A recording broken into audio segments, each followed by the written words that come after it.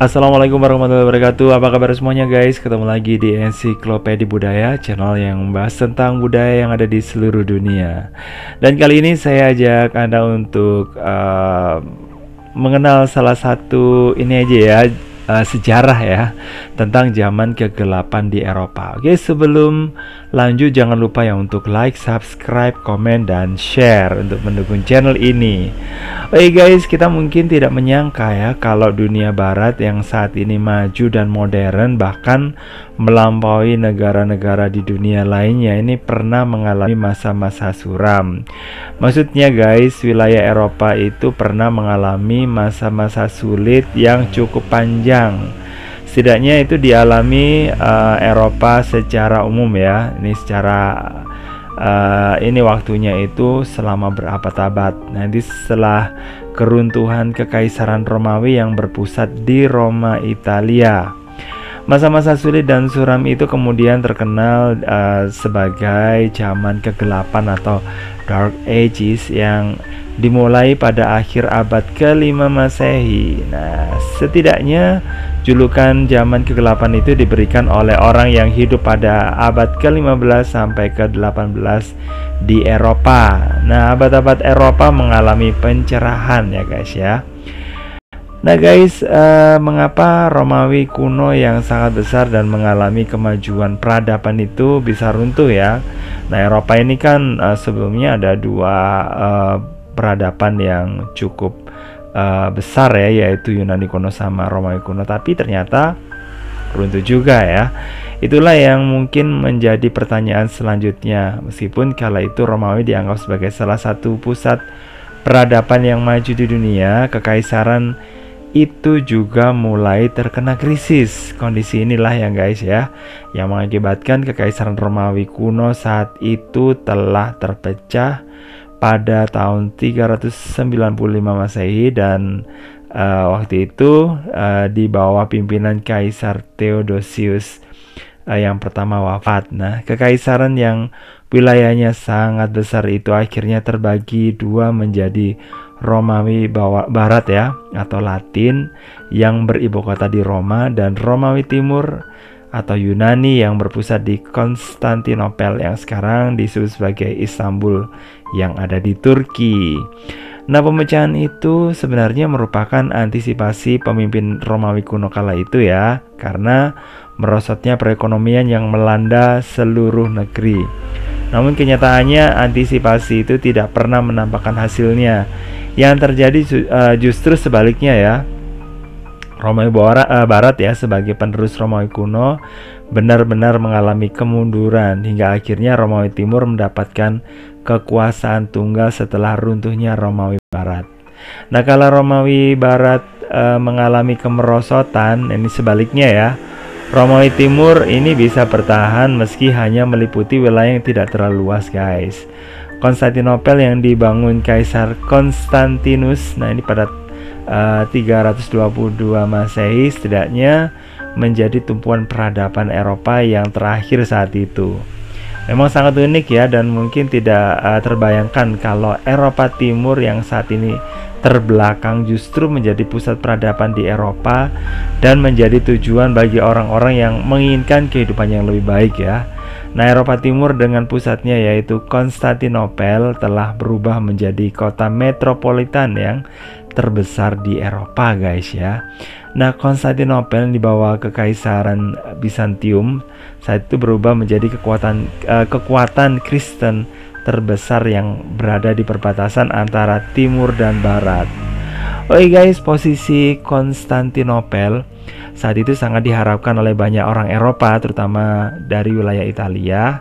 Memang tidak sepenuhnya aman ya, karena wilayah ini masih harus waspada terhadap ancaman Kekaisaran Persia dari Asia yang kala itu juga besar dan menjadi pesaing yang ini ya di Konstantinopel. Nah, apalagi kemenangan-kemenangan yang telah diraih Persia di wilayah Asia Barat dan mendekati Konstantinopel ini membuat Eropa jadi terancam guys ya. Sementara itu, keruntuhan Romawi Barat telah mempercepat kemunduran bagi Eropa Barat. Wilayah tersebut akhirnya jatuh ke tangan gereja ya. Nah, alasan gereja dapat dengan mudah mengambil alih dan menjadi pihak yang sangat berpengaruh adalah karena agama Nasrani telah diterima sebagai agama kekaisaran Romawi kuno pada tahun 380 Masehi. Nah, ini nggak lama ya setelah Kaisar Konstantin menerima agama Nasrani pada tahun 313. Nah, dengan adanya campur tangan pihak gereja yang begitu dominan, segala sesuatu diawasi. Segala hal yang berhubungan dengan ilmu pengetahuan dan kebijakan strategis ini akhirnya dimonopoli oleh pihak gereja dengan pusat tertingginya di Vatikan. Hal ini mengakibatkan gereja menjadi pusat pengendali dan berada di atas semuanya, guys. Ini termasuk para raja yang berkuasa harus taat pada pihak gereja. Nah, itu di Eropa Barat ya. Nah, pemimpin tertinggi agama Nasrani yang biasa disebut sebagai Paus dengan segala keistimewaannya telah mengubah model organisasi keagamaan menjelma sebagai sebuah negara tersendiri. Nah, pada setiap daerah atau wilayah terdapat perwakilan yang secara langsung berhubungan dengan pemimpin tertinggi, sehingga segala tindak tanduk dari raja dapat dikontrol dari Vatikan. Nah, dalam ilmu pengetahuan pada masa-masa itu sangat terbelakang dan tidak maju, guys ya. Ini di abad ke-8.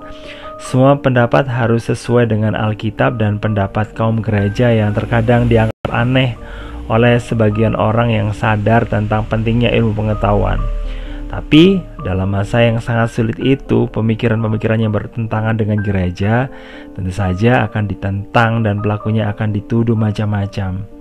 Bahkan tidak jarang ya orang-orang yang memiliki pemikiran yang berbeda dengan gereja akan dihukum mati, sebagaimana dialami oleh Nikolaus Kopernikus karena mengatakan bahwa matahari adalah pusat tata surya, dianggap bertentangan ya dengan pendapat dewan gereja kala itu.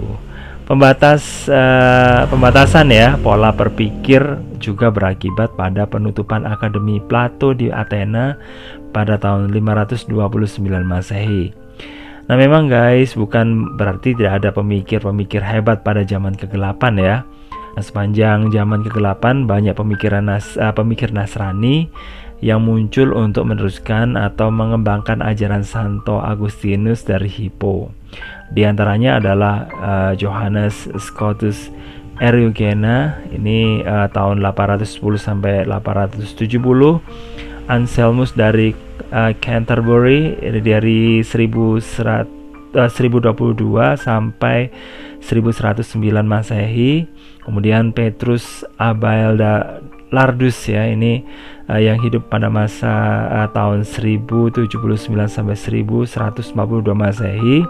Ada Albertus Agung, ini yang hidup di tahun 1206 sampai 1280 ya. Terus kemudian ada Yohanes Fidanza atau Bonaventura. Terus kemudian ada Yohanes Duns Scotus, ada Nicolaus Cusanus. Ini namanya sulit-sulit ya. Nah, ini serta pemikir yang paling penting yaitu Thomas Aquinas ya. Ajaran Agustinus kemudian menjadi memunculkan sekolah-sekolah di abad ke-8. Hanya saja sekolah tersebut berkembang di kalangan gereja dan biarawan saja. Oke guys, itu aja ya tentang zaman ke-8.